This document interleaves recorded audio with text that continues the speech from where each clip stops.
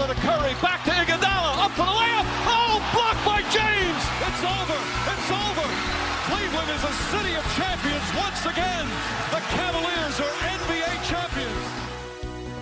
That sound means it's time for a Cavs on the Break NBA podcast, part of the Press Play Podcast Network. I'm your host, Chase Smith, and with me, as always, he covers the Cleveland Cavaliers for Sports Illustrated. You can find and read his work at si.com/NBA/Cavaliers. Sam Amico. Sam, the Cavs not playing bad basketball, man. What's up? It's been way better than I expected, and I think Right? most people expected. Yes, absolutely. A lot of fun to watch. Let's jump into the Slate recap. The last we talked, they were looking at Slate 1 here, and since then they've played week 2 and 3, and they're halfway through week 4. Right now, Sam, the Cavs are 4-6. They're ninth in the East, third in the Central Division. We got the Bucks and Pacers up top. The Cavs kind of right in the middle there. What is going on in Cleveland at the Rock? What's Beeline? what's Beeline got cooking, man? What's going on? Well, he's obviously, reached his players, and sadly, or the truth is, the system that he wants to run is not really yet in place. They are doing everything, little by little, almost just playing with scrappiness and grit and kind of a college enthusiasm, which isn't really a big surprise since their coach came from 3+ decades in college. So they're having fun, and not in a corny way either. They're having fun playing hard and believing that they can win. After the loss to the 76ers, that 1-point loss, they were really deflated. You would think that sometimes bad teams would go into Philadelphia, which is an excellent team, and lose by a point and give Philly fight to the finish and be pretty happy with that, and Beeline was pretty positive about it and said he likes the way the team is growing and he's proud of the guys for the way they've competed. But the players seemed more, like I said, almost deflated that, they thought they were going to win this game, and they really had an opportunity up 5 with 5 minutes left. So I just think that there's a lot of Beeline has instituted a lot of belief, like, hey, everyone thinks we're going to stink. Everybody says we're going to stink. So we got nothing to lose. If we go out and stink, well, that's what everybody expects. But let's shut everybody up. And frankly, even though the record is 4-6 and it doesn't reflect great success, they've played a lot of road games already in that stretch, and they've played some good opponents at home. So they have a lot to, like I said on Twitter and in my column or in my game story, that this team is giving people a reason to pay attention. We're recording this on a Tuesday night after their 1-point loss to the 76ers, as you mentioned. But they come off this 3-game road trip where they had 2 really impressive wins, maybe not so much against the quality of opponents, but how they won. Earlier in the week, last week, they beat the Wizards in D.C., and at one point were up by 20-some points, and the Wizards had a pretty big third, fourth quarter there, and the Cavs were able to kind of pull that away. But then they came back in Madison Square Garden and really put a thumping on the New York Knicks. Now, they are in all sorts of disarray. But the fact that they're able to, on the road, stack road wins and win and pretty much be in control of both of those games from start to finish, you had to like what you saw from those games, right, Sam? Chase, I've been covering this team since 2010, including the LeBron era, the 4 and the run to the finals. I don't know that I've ever seen them lead consecutive games back-to-back, wire-to-wire on the road. Yeah. I don't know that I've seen that, even during the LeBron era, and I talked to somebody, an opposing GM, just kind of shooting the breeze, and he said, it's too bad they didn't play this hard when LeBron was there all the time, because remember how frustrating the regular season could be, and LeBron would say, just get me to the playoffs. These guys are treating every game like, a playoff game, almost like a game 7. And I think really that win in Washington, where they almost blew it, they got a big lead, Washington came back, cut it to 1, and then the Cavs pulled away. I think something clicked in the Cavs there, and they just thought, you know what?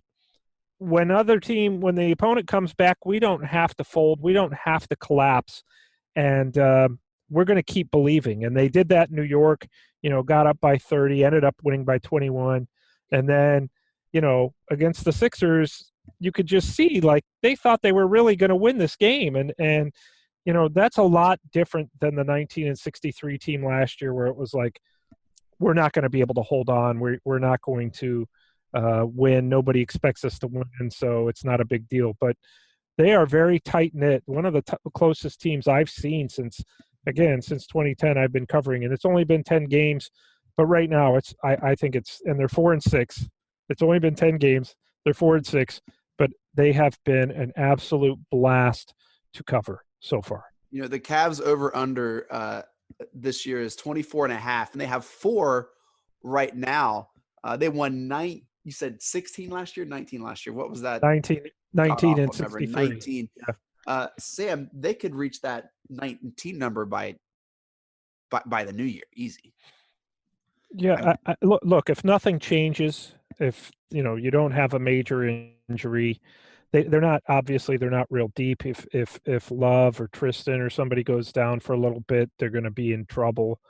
But if nothing else changes and they decide this is the way we want to keep playing, I mean, there's no reason to believe that they can't way overachieve, exceed expectations. So, I would advise fans to just enjoy the here and now, and don't look too far ahead. Don't look back, and just enjoy every night. Because right now they're turning this into an event, even though they don't have that super duper star. Every game is for the first time in a while. And one of my sons said this. First time, since LeBron was here, I'm excited to watch this team, and those are fans. That's the way the fans are, and they are putting a team and an effort out there that is making fans proud. Yeah, and I think this past week really got the NBA's attention. Of course, the Wizards game was on national TV, and they weathered that storm really kind of like a team-making victory there, and made the fair weather fans, quote unquote, made fans who watch the team take notice. In one of the things we heard a lot during the LeBron years ad nauseum was, they got to flip the switch. Oh, they got to flip the switch. And this team plays with the switch on all the time. And I think, not to jump too far ahead to our show here, we're going to get into a segment called narratives, but this team just plays hard. And I think if we were to look at a narrative from the first 10 games, this team is playing with heart. It seems like they love basketball. There's this innocent, and you said kind of like college electric team feel to it. And that's refreshing in Cleveland. It was so like just almost not fun. I don't know. Even though we were winning, it just seemed like no one – I don't know. It was really weird. And I think this like innocent love of basketball is just kind of like the perfect storm of a bunch of young players who maybe don't know enough, who weren't around with LeBron, and a lot of older players who are kind of ready – like it reminds me of when you see Love and Tristan out there, like when you have an old dog – and they're old and you get a puppy and it kind of brings new life into the old dog, and the old puppy is just like, rah, rah. That's what this kind of reminds me of, is all of a sudden, right. Oh, hey, Kevin, Tristan, like, yeah, they just needed some of these young pups to kind of help them remember what basketball and how much fun it is. And I think just one narrative that we have to have is just how hard this team is playing, Sam, right? There's no flip switch to turn on, that the team's playing all the time. Yeah, and you obviously credit the coaching staff for that, and you said it perfectly.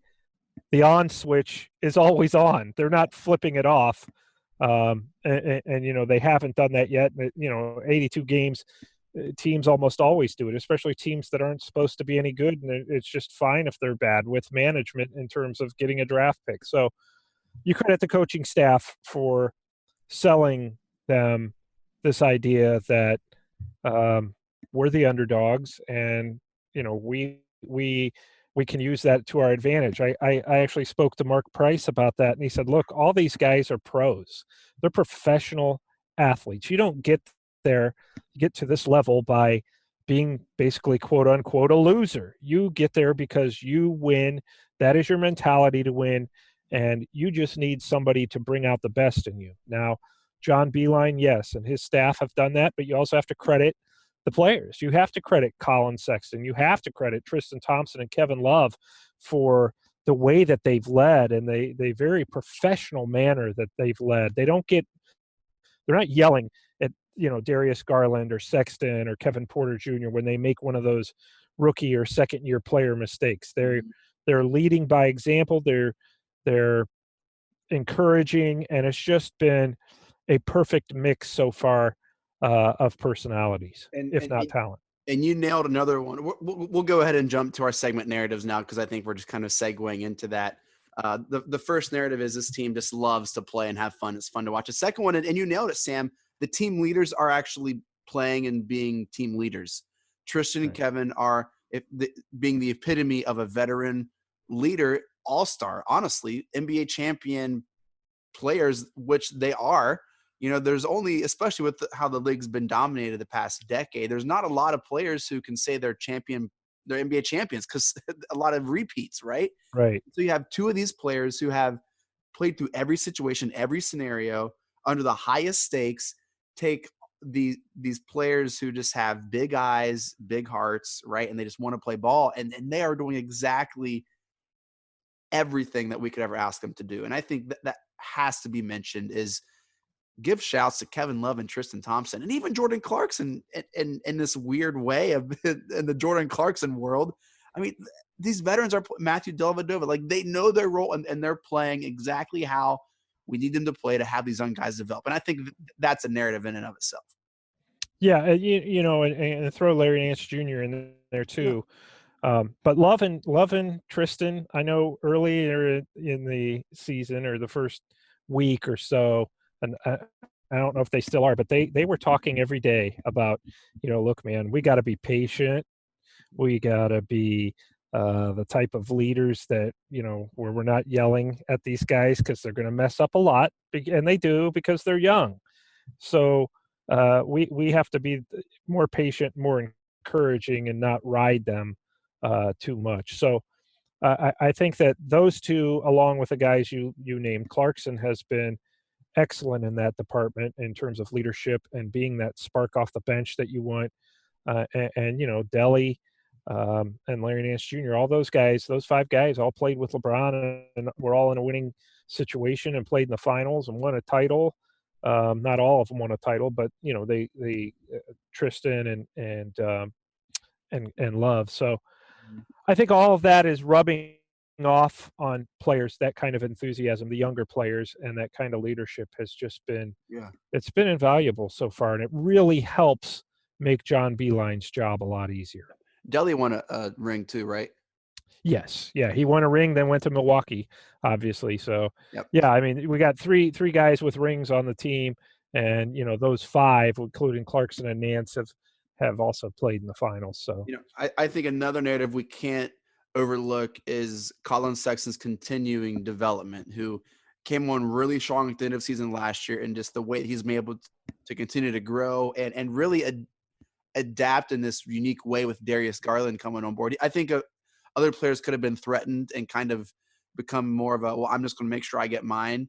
And I haven't seen that at all with Colin Sexton. Do you agree or disagree, or is that an appropriate narrative, that his Sexton's continued improvement? Yeah, no, I think that Beeline has said, those guys are getting more comfortable together, and we're seeing that. Garland's been up and down, which is perfectly understandable. He's played, he's almost played twice as many games in the NBA now as he ever did in college. He appeared in five college games. In fact, he has played in 10 NBA games. So, and then on top of that, like you just mentioned, he's really playing in the backcourt, an undersized backcourt with a guy who plays, a combo guard type of player. Sexton is, as Garland is. So that's going to take some adjustment. The fact that they've adjusted and grown comfortable, not completely comfortable, but this comfortable this quickly, really says a lot. And as far as Sexton, yes, I mean, he is scoring double figures now, and like 33 Yeah, points per game. and he scored double figures now, dating back to last season, more than 30 games so consecutively. So, and you know, the funny thing was against the Sixers, I kind of watched I did watch, and I didn't think he really had many more points than like 5 or 6 buckets. And then you look and he has 18 points at the end of the night. So he's not forcing as much.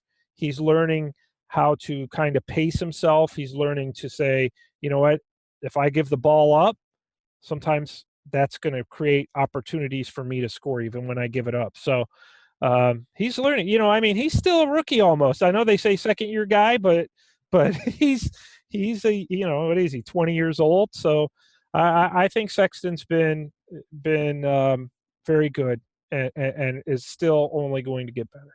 Yeah.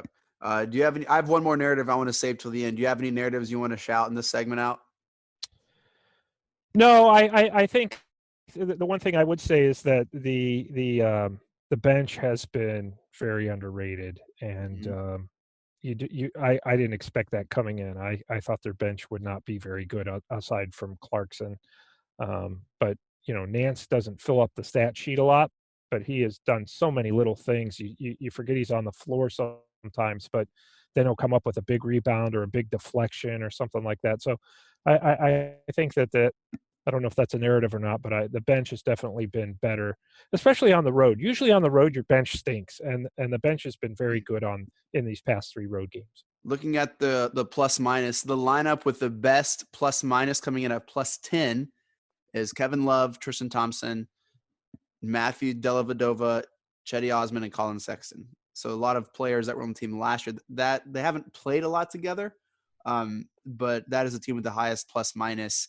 The second highest plus minus lineup we have: Kevin Love, TT, Chetty Osman, Colin Sexton, and Darius Garland coming in. So that's your starting lineup right there. Yeah. I will, you know, and I'm not ripping them, but I don't think that they're getting what they had hoped from Chetty yet. Kind of.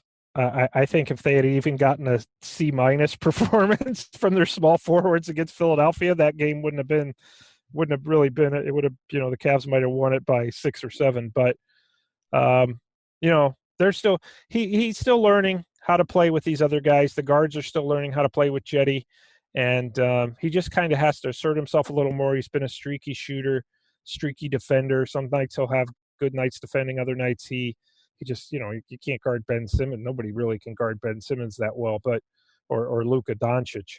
So the best defender there is a 3-point line. So it's like the only thing that can defend Ben Simmons. that's you know, that's ideally what teams try to do is play off them, make them shoot threes, but that's obviously tough to do. So I think they're looking for more. I can tell you, it's no doubt they're looking for more from Chetty.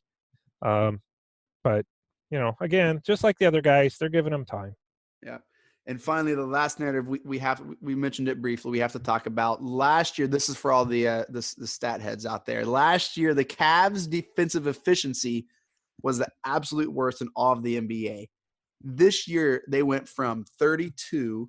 Sam, let me double check this. They went from 30 all the way to 17. So they have a completely different defense, and with the jump all the way to 17th in the league. And I think that more than anything else has played into the improvement from the team on both ends of the floor. And so this new defensive focus, really playing complementary basketball, you know, I think we're seeing dividends on the record. Yeah, that is Beilein's system. Last year, Michigan was the second-ranked defense in Division I when he was there. They allowed 58 points a game, you know, obviously in college, but that's still very good. And their rotations are so much better this year. Just their determination. They don't have great defenders. I mean, you know, they have Kevin Love, who's They have Chetty, who's They have Darius Garland, who's, you know, a rookie who's still learning the difference between physical play and committing a foul in the NBA, you know, and Kevin Porter, Jordan Clarkson. These guys are not great defenders. You know, Delly's not a lockdown guy. He's a hustle guy, you know, and last year they had when you looked at the ratings, defensive efficiency ratings, the Cavs had the three worst in the league in Sexton, Jetty, and Tristan, which was a shocker because Tristan played such a big role defensively in that 2016 championship run. So that is really, to me, where Beeline has other, when we talk about them scrapping and playing with guts and determination, that's where they're doing it, is defensively. They've made a huge leap, as you pointed out, statistically, but even the simple eye test shows that their rotations are crisper. They're helping. They're just playing so much smarter defensively. And again, we're not talking about a team with, Bill Russell here. We're talking about guys who were ranked last and the worst in history last year. The defensive rating last year was the worst in history. So they had nowhere to go but up, and they have made major strides in a very short amount of time, and I think that's a very encouraging sign. Yep.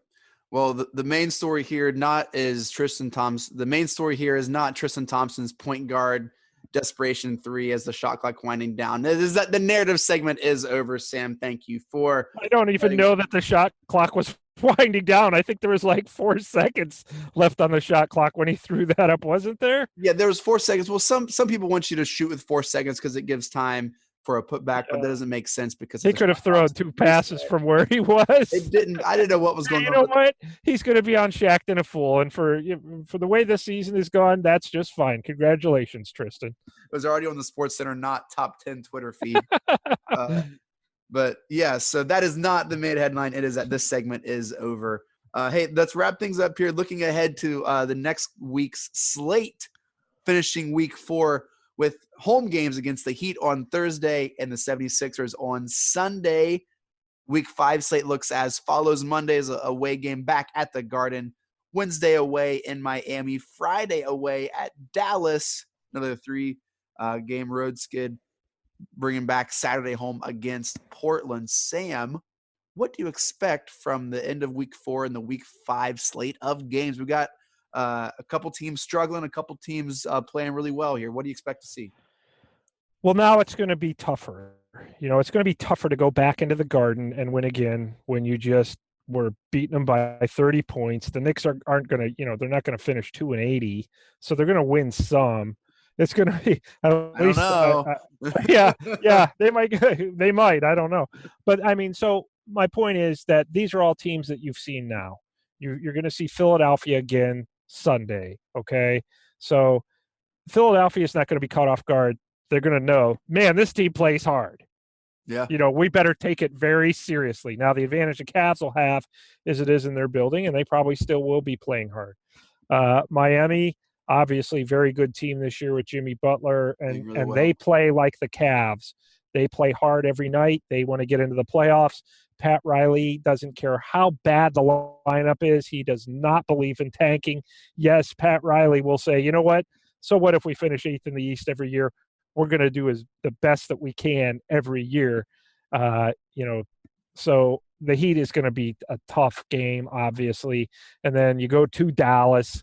They already beat you in Cleveland. So these are going to be some tough games. And then you got to play Miami again, I think you said, on the road. So it's going to be a tough, look, every stretch for the Cavs is going to be tough because they don't have the super duper star or even the superstar, really. I mean, Tristan and Kevin Love are borderline all-stars. I mean, they're just guys with experience, good players with experience. So it's tough to win. And every night you've got to do it as a team, and you've got to hope everybody's firing on most cylinders, not all, but most. And in the NBA especially, it's really hard to win consistently when you don't have the best player on the court. And looking at the slate, aside from the Knicks, we're looking at the Heat, 76ers, Miami, Dallas, Portland. The Cavs don't own the best player in any of those games. And I have the top 2 or 3 sometimes against some of those teams, but right. Yeah. They're not owned in any other way other than they're just not on the team. And that matters in the NBA. I think absolutely with maybe baseball, maybe football, you can there's enough going on. That's not a big deal. But basketball, that does matter. Having the best player on the court matters. and it takes a lot to overcome that. 76ers, I don't think, like you said, we have any of the best three players on the court there.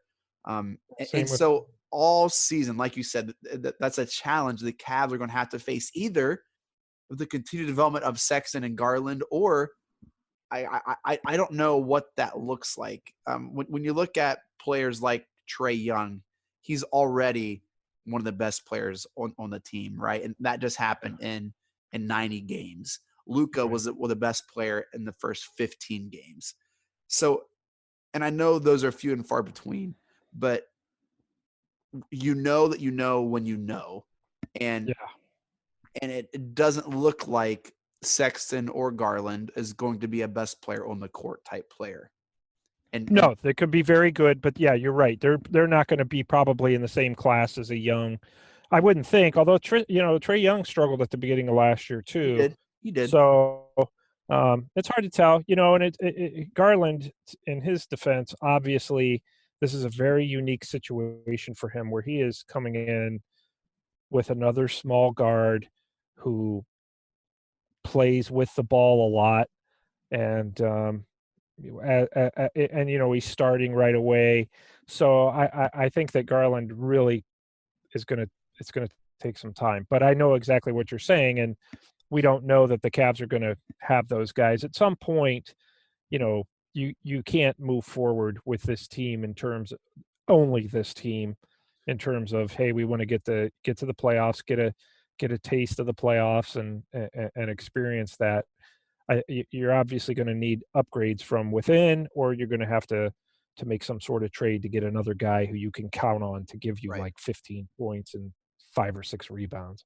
And that's why this is going to be a challenge for the Cavs every single week, every single game, because of that exact thing. That's why we're also telling you to enjoy this team now, because this is fun. This is pure. This is joyful. Oh my gosh, this is a fun team. We didn't expect it. Basketball. So when you go to the Rock, cheer loud, have fun. Whenever you watch the game, tweet good things. If something gets you off your chair, make sure to shout it out, because like it's going to be hard. And seeing this team overcome and seeing this team win, that's really cool, because they're playing great basketball. They really are. Even though they're 4-6, they're playing great basketball. Nothing to be ashamed of at all. And we're excited for the season. So do you think the Cavs can be 500 by the end of week 5 here, Sam? No, but I don't think they'll be far behind. I think that if they continue to do what they're doing now, that's plenty reward. What's the best thing? The next best thing to winning a championship really isn't finishing second, because even though that's cool, but the next best thing, if you cannot compete for a championship, the next best thing is giving your fans a regular season full of fun, or maybe even a surprising playoff run. And I know, there's a conversation about that draft pick. If they get in the playoffs, it's gone. Or if they get close to the playoffs and don't make it, it's gone, which would be, not a great thing. But I think that they just, right now, the front office is looking at it like, let's take it one game at a time and keep enjoying ourselves and keep having fun. And then we'll see, what direction we're going to go in closer to trade deadline. But right now, they're having fun, and they're giving their fans something great to watch. And I think it's great for the people of Cleveland, because for so long, even when LeBron was in Cleveland, it could get really frustrating. Like, why aren't they playing hard? Now you never question that about this team. You don't question this about this team like any team that I've seen so far, covering the Cavs in my 9 years full time. Yeah. Here's the deal. The Cavs have 6 games in 10 days. They got 3 of those are home games, and we get to watch in person. We get to see Embiid, Ben Simmons, and the 76ers. Bill Simmons might be there too. You never know. I don't think he likes Cleveland at all. He's been very on well record that he doesn't like Cleveland. And then we get to see Dame. It's Dame time and McCollum in Cleveland. So basketball is always fun, but 6 games in 10 days, that's a lot for this young team, especially when they're at New York, Miami, and Texas. Hopefully they play well. I don't know. Sam, we want to thank you all for listening. for this episode of Cavs on the Break NBA podcast. Thank you for downloading. Shouts to the Press Play Podcast Network for making this possible. Make sure to follow us on Twitter at Cavs on the Break. We always follow back, and follow Sam on Twitter at Amico Hoops. You can catch all of his work and writings on Sports Illustrated for the breaking news, all insider info. Do not miss out. Sam, any final thoughts, brother?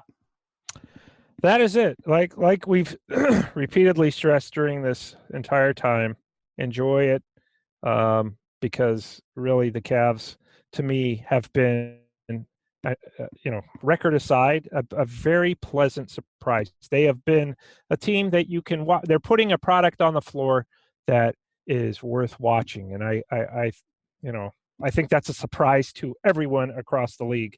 So just keep enjoying it, and see where it takes them. Sounds great. Mike Breen, take us out. Congratulations, Cleveland. Your decades-long wait is finally over. The Cavaliers are NBA champions.